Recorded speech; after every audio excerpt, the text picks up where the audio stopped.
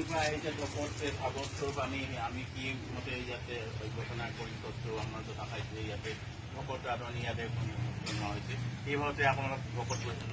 দুষ্ট হৈছে কিবা ক'লেকে আমাৰ তমতে পানী যায় বোলে বলি নি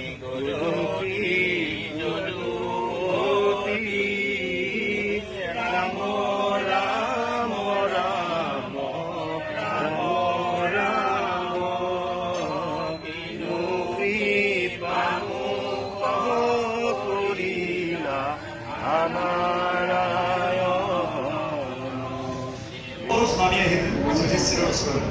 আৰু যেতিয়া দিব্যৰথত ভৰি দিব খুজিলে লগে লগে সেই ৰথৰ সাৰথীজনে কৈছে ঘোঁৰা ধৰ্ম নাই তোমাৰ সমান ধৰ্ম নাই এই ত্ৰিভুৱন সু ভৰিলে আহিব পাৰিছে তুমি এই স্বৰ্গলৈ এটা বেয়া কৰ্ম কৰিছে এটা অস্পৃশ্য জীৱ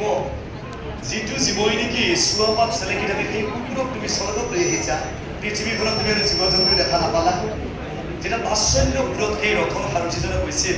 তেতিয়া নম্ৰতাৰে যুধিষ্ঠিৰে সেই ৰথৰ সাৰথীজনক কৈছিল তেনেহ'লে ঘোঁৰা সাৰথী যি স্বৰ্গত এই কুকুৰটোৰ বাবে অলপ ঠাই নাই যি স্বৰ্গত এই কুকুৰৰ বাবে অলপ ঠাই নাই ও তেনে স্বৰ্গক যাবলৈ মোৰ ইচ্ছা নাই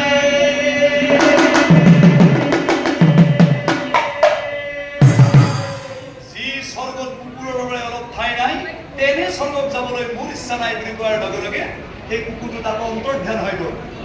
লগে লগে ধৰ্মই আহি যুধিষ্ঠিৰক সাবতি ধৰিলে এতিয়া চাওক যুধিষ্ঠিৰৰ আন এটা নাম হৈছে ধৰ্ম আনহাতে যমৰাজৰ আন এটা নাম কিন্তু ধৰ্ম যেতিয়া সেই ধৰ্মৰ লগত যমৰ লগত যুধিষ্ঠিৰ স্বৰ্গলৈ পালে তাত এটা আচৰিত দৃশ্য তেওঁ দেখিলে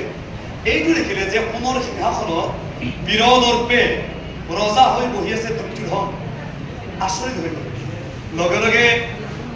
নাৰদ মুনি আহি উপস্থিত হ'ল তেতিয়া ক'লে হে দেৱৰ্ষি নাৰদ সঠিক সময়তে ওলাইছেহি আপুনি জানে সামান্য অপৰাধৰ বাবে মই মোৰ ভাতৃ মোৰ মৰমৰ ভাৰ্যাগিৰি পথে পথে হেৰুৱাই থৈ আহিছোঁ কিন্তু আপুনিতো এইটো জানে গুৰুদেৱে যে মহাভাৱী অত্যাচাৰী অহংকাৰী ভ্ৰষ্টাচাৰী